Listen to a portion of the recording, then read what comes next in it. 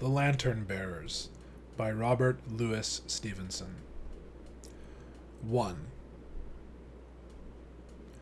These boys congregated every autumn about a certain easterly fisher village where they tasted in a high degree the glory of existence.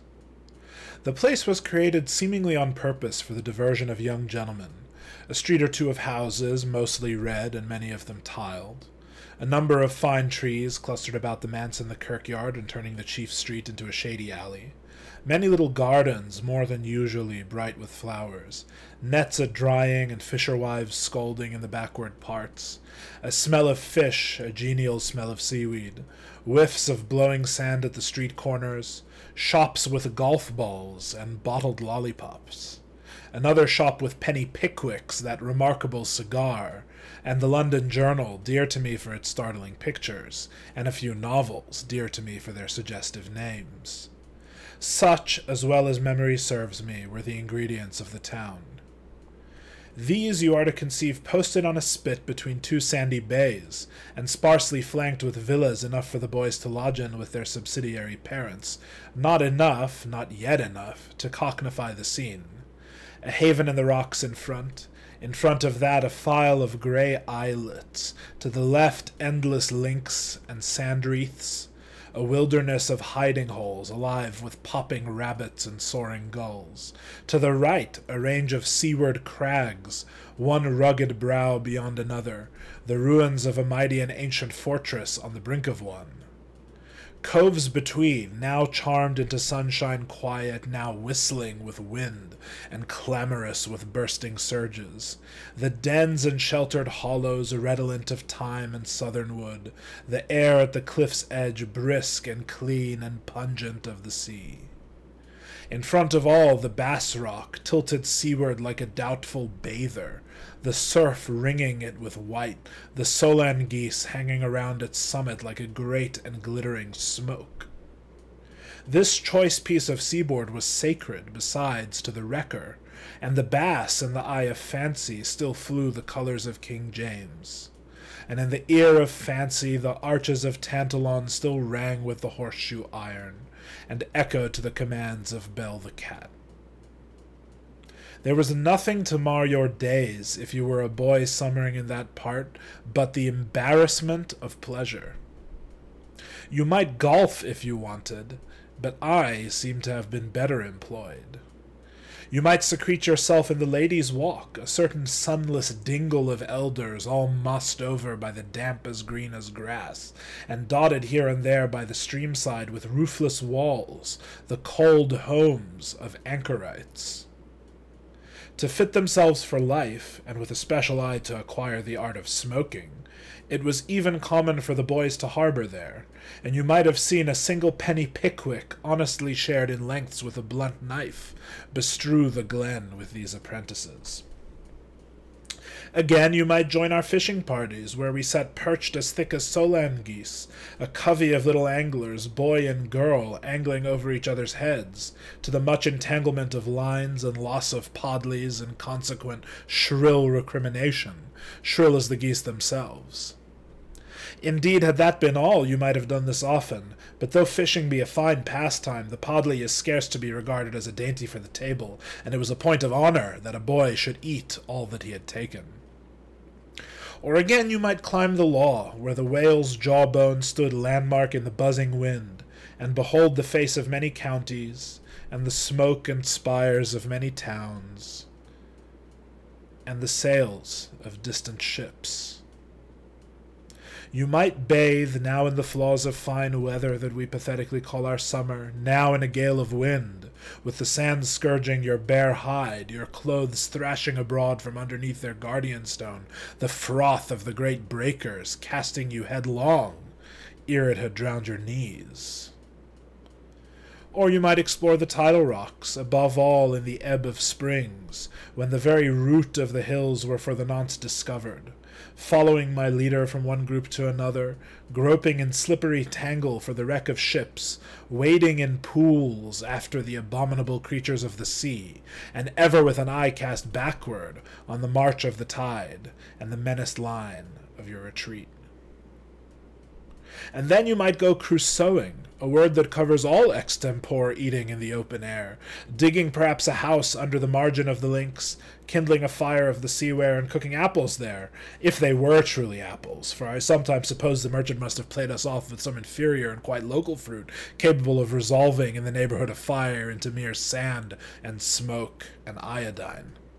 Or perhaps pushing to Tantalon you might lunch on sandwiches and visions in the grassy court while the wind hummed in the crumbling turrets.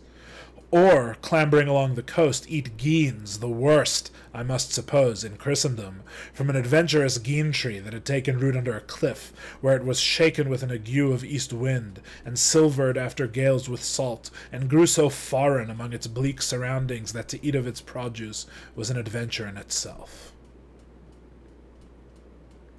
There are mingled some dismal memories with so many that were joyous. Of the fisher-wife, for instance, who had cut her throat at Canty Bay, and of how I ran with the other children to the top of the quadrant, and beheld a posse of silent people escorting a cart, and on the cart, bound in a chair, her throat bandaged, and the bandage all bloody, horror, the fisher-wife herself, who continued thenceforth to hag-ride my thoughts, and even today, as I recall the scene, darkens daylight. She was lodged in little old jail in the chief street, but whether or no she died there with a wise terror of the worst, I never inquired. She had been tippling.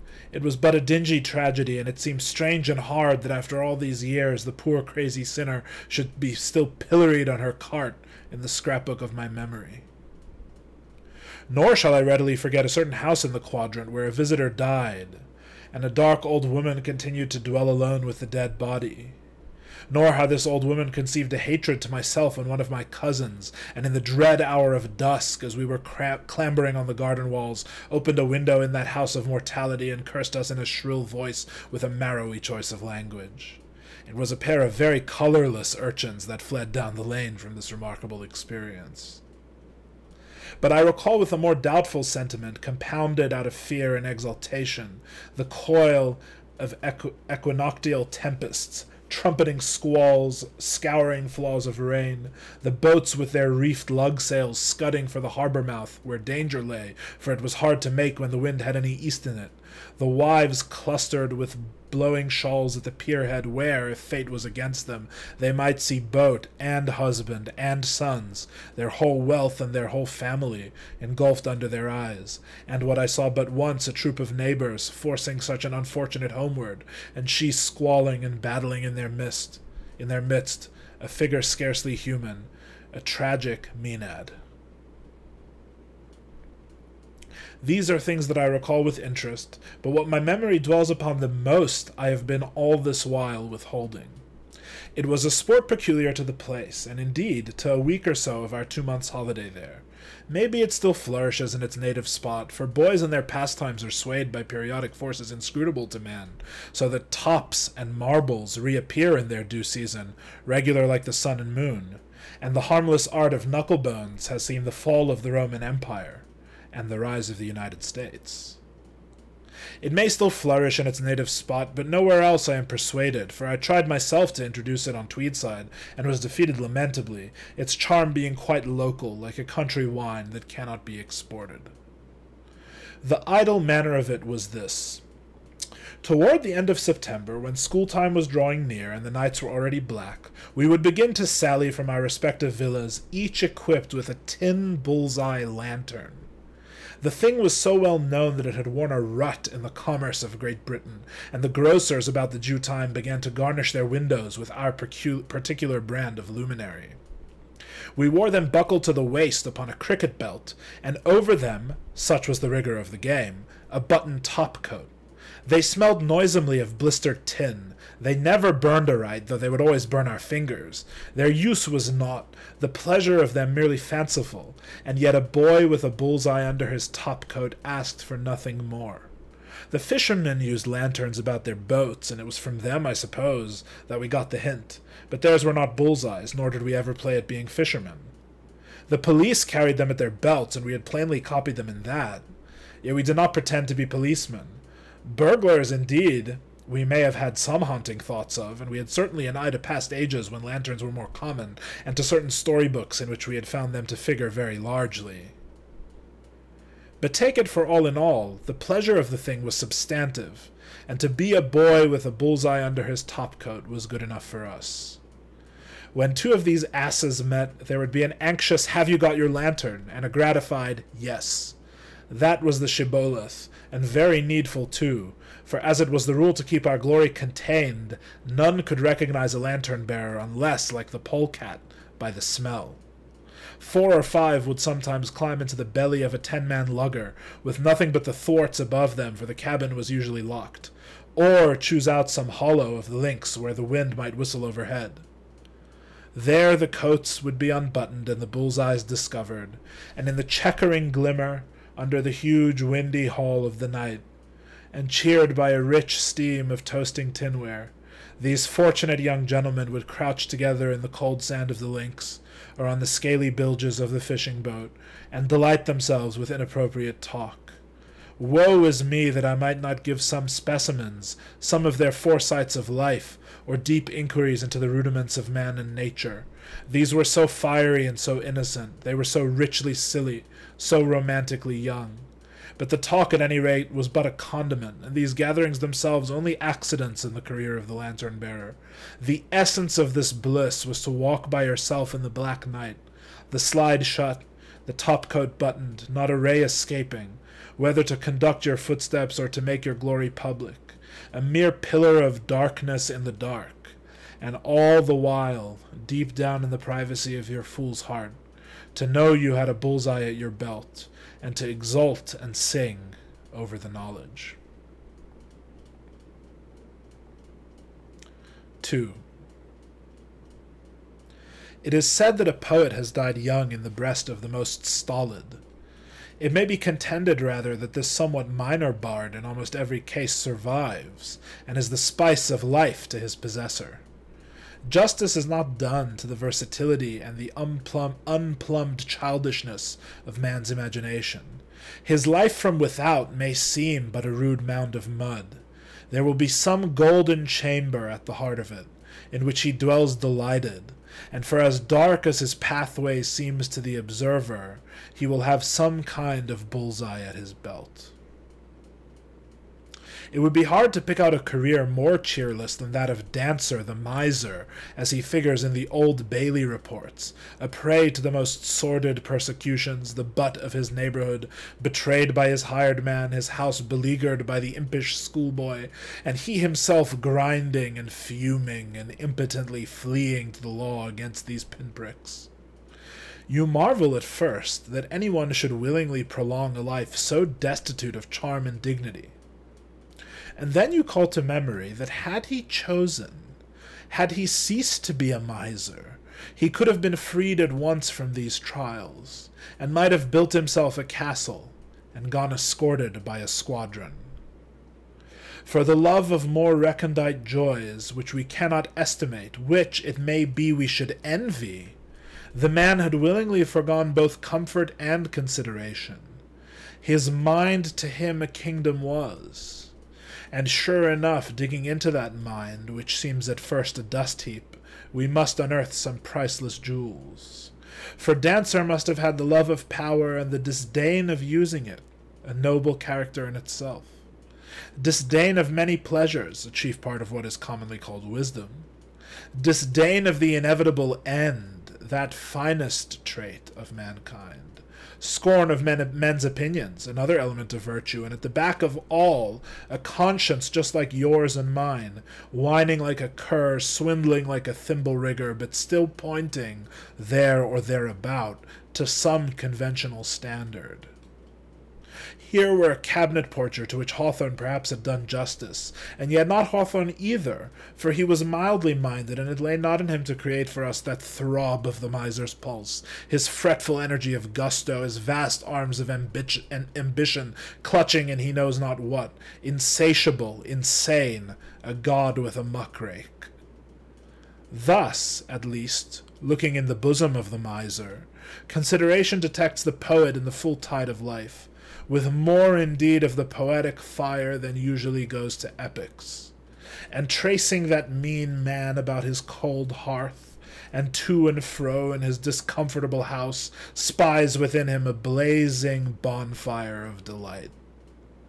And so with others who do not live by bread alone, but by some cherished and perhaps fantastic pleasure, who are meat salesmen to the external eye, and possibly to themselves are Shakespeares, Napoleons, or Beethovens, who have not one virtue to rub against another in the field of active life, and yet perhaps in the life of contemplation sit with the saints. We see them on the street and we can count their buttons, but heaven knows in what they pride themselves. Heaven knows where they have set their treasure. There is one fable that touches very near the quick of life. The fable of the monk who passed into the woods, heard a bird break into song, hearkened for a trill or two, and found himself on his return a stranger at his convent gates, for he had been absent 50 years, and all of his comrades there survived but one to recognize him. It is not only in the woods that this enchanter carols, though perhaps he is native there. He sings in the most doleful places. The miser hears him and chuckles, and the days are moments. With no more apparatus than an ill-smelling lantern, I have evoked him on the naked links. All life that is not merely mechanical is spun out of two strands, seeking for that bird and hearing him. And it is just this that makes life so hard to value, and the delight of each so incommunicable. And just a knowledge of this, and a remembrance of those fortunate hours in which the bird has sung to us, that fills us with such wonder when we turn the pages of the realist. There, to be sure, we find a picture of life, insofar as it consists of mud and old iron, cheap desires and cheap fears, that which we are ashamed to remember, and that which we are careless whether we forget. But of the note of that time-devouring nightingale we hear no news. The case of these writers of romance is most obscure. They have been boys and youths, they have lingered outside the window of the beloved, who was then most probably writing to someone else. They have sat before a sheet of paper and felt themselves mere continents of congested poetry, not one line of which would flow. They have walked alone in the woods, they have walked in cities under the countless lamps they have been to see. They have halted, they have feared, they have longed to knife a man, and maybe done it. The wild taste of life has stung their palate. Or, if you deny them all the rest, one pleasure at least they have tasted to the full, their books are there to prove it, the keen pleasure of successful literary composition. And yet they fill the globe with volumes whose cleverness inspires me with despairing admiration, and whose consistent falsity to all I care to call existence with despairing wrath. If I had no better hope than to continue to revolve among the dreary and petty businesses, and to be moved by the paltry hopes and fears with which they surround and animate their heroes, I declare I would die now. But there is never an hour of mine gone quite so dully yet.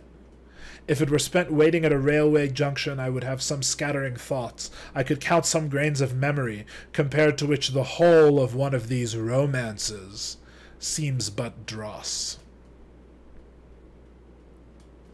These writers would retort, if I take them properly, that this was very true, that it was the same with themselves and other persons of what they call the artistic temperament, that in this we were exceptional, and should apparently be ashamed of ourselves, but that our work must deal exclusively with what they call the average man, who was a prodigious dull fellow, and quite dead to all but the paltriest considerations. I accept the issue. We can only know others by ourselves. The artistic temperament, a plague on the expression, does not make us different from our fellow men, or it would make us incapable of writing novels. And the average man, a murrain on the word, is just like you and me, or he would not be average.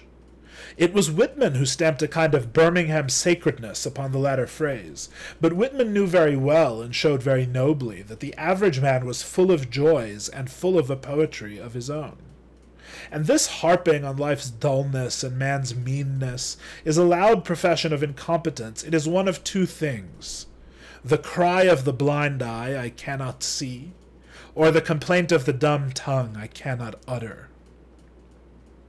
To draw life without delights is to prove I have not realized it, to picture a man without some sort of poetry. Well, it goes near to prove my case, for it shows an author may have little enough. To see Dancer as only a dirty, old, small-minded, impotently fuming man in a dirty house besieged by Harrow boys, and probably beset by small attorneys, is to show myself as keen an observer as the Harrow boys.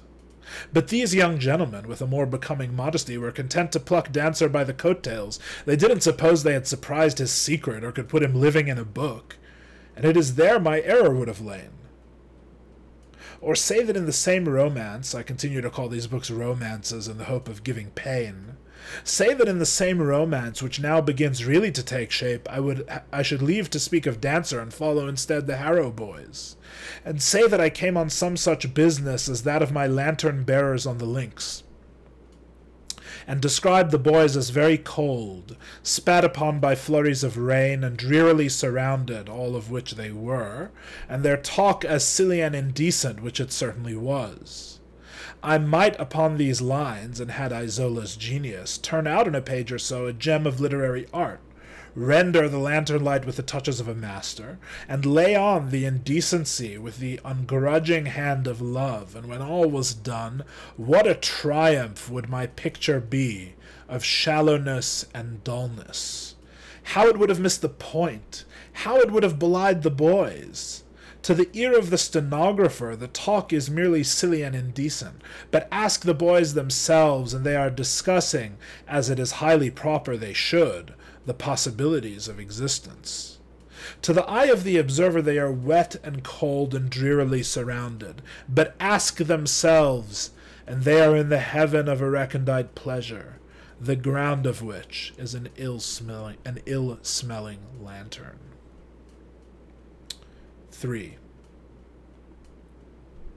For, to repeat, the ground of a man's joy is often hard to hit. It may hinge at times upon a mere accessory like the lantern. It may reside, like Dancers, in the mysterious inwards of psychology. It may consist with perpetual failure, and find exercise in the continued chase. It has so little bond with externals, such as the observer scribbles in his notebook, that it may even touch them not, and the man's true life for which he consents to live lie altogether in the field of fancy. The clergyman in his spare hours may be winning battles, the farmer sailing ships, the banker reaping triumph in the arts, all leading another life, plying another trade from that they chose, like the poet's house-builder who, after all, is cased in stone by his fireside, as impotent fancy prompts, rebuilds it to his liking. In such a case, the poetry runs underground. The observer, poor soul with his documents, is all abroad. For to look at the man is but to court deception. We shall see the trunk from which he draws his nourishment, but he himself is above and abroad in the green dome of foliage, hummed through by winds, and nested in by nightingales. And the true realism were that of the poets, to climb up after him like a squirrel, and catch some glimpse of the heaven for which he lives. And the true realism, always and everywhere, is that of the poets, to find out where the joy resides, and give it a voice far beyond singing. For to miss the joy is to miss all. In the joy of the actors lies the sense of any action. That is the explanation, that the excuse. To one who has not the secret of the lanterns, the scene upon the links is meaningless, and hence the haunting and truly spectral unreality of realistic books. Hence, when we read the English realists, the incredulous wonder with which we observe the hero's constancy under the submerging tide of dullness, and how he bears up with his jibbing sweetheart, and endures the chatter of idiot girls, and stands by his whole unfeatured wilderness of an existence, instead of seeking relief in drink or foreign travel. Hence in the French, in that meat market of middle-aged sensuality, the disgusted surprise with which we see the hero drift sidelong and practically quite untempted into every description of misconduct and dishonor. In each we miss the personal poetry, the enchanted atmosphere, that rainbow work of fancy that clothes what is naked and seems to ennoble what is base. In each, life falls dead like dough, instead of soaring away like a balloon into the colors of the sunset. Each is true, each inconceivable. For no man lives in the external truth among salts and acids, but in the warm phantasmagoric chamber of his brain, with the painted windows and the storied walls. Of this falsity we had a recent example from a man who knows far better, Tolstoy's Powers of Darkness. Here is a piece full of force and truth, yet quite untrue. For before Mikita was led into so dire a situation, he was tempted, and temptations are beautiful, at least in part, and a work which dwells on the ugliness of crime and gives no hint of any loveliness in the temptation, sins against the modesty of life, and even when a Tolstoy writes it, sinks to melodrama. The peasants are not understood, they saw their life in fairer colors. Even the deaf girl was clothed in poetry for Mikita, or he had never fallen. And so once again, even an Old Bailey melodrama, without some brightness of poetry and luster of existence, falls into the inconceivable and ranks with fairy tales. 4. In nobler books we are moved with something like the emotions of life, and this emotion is very variously provoked. We are so moved when Levine labors in the field, when André sinks beyond emotion, when Richard Feverel and Lucy Desborough meet beside the river, when Antony, not cowardly, puts off his helmet, when Kent has infinite pity on the dying Lear, when in Dostoevsky's Despised and Rejected, the uncomplaining hero drains his cup of suffering and virtue. These are notes that please the great heart of man. Not only love and the fields and the bright face of danger, but sacrifice and death and unmerited suffering, humbly supported, touch in us the vein of the poetic. We love to think of them, we long to try them. We are humbly hopeful that we may prove heroes also. We have heard perhaps too much of lesser matters. Here is the door, here is the open air, iter in antiquam silvam.